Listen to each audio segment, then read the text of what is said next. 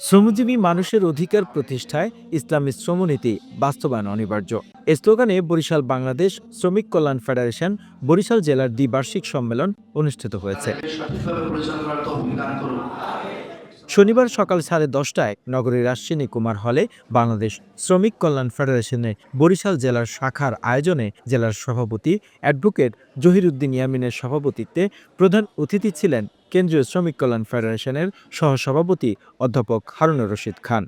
আন্দোলনের মধ্য দিয়ে ৫ই আগস্ট অকল্পনীয়ভাবে আল্লাহর সাহায্যে কায়েমী মদদে এদেশ থেকে এই স্বৈরাচার খুনি ফ্যাসিস্ট লুটেরা ব্যাংক ডাকা এখান থেকে পালিয়েছে পিছন দরজা দিয়ে। এই বৈষম্য যদি দূর করতে হয় তাহলে শ্রমিক মালিকের বৈষম্য দূর করতে হবে।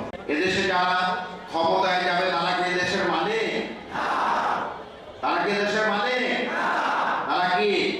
তারা এদেশের খাবেন নাকি? অতএব এদেশে যারা ক্ষমতায় যাবে তারা এদেশের খাদেম হতে হবে, মালিক হওয়া যাবে না। বিশেষ অতিথি ছিলেন বাংলাদেশ শ্রমিক কল্যাণ ফেডারেশনের বরিশাল জেলার প্রধান উপদেষ্টা অধ্যাপক মোহাম্মদ আব্দুল জব্বার, ফেডারেশন বরিশাল অঞ্চলের পরিচালক কবির আহমেদ সহ অন্যান্যরা। The news Bangladesh desk report.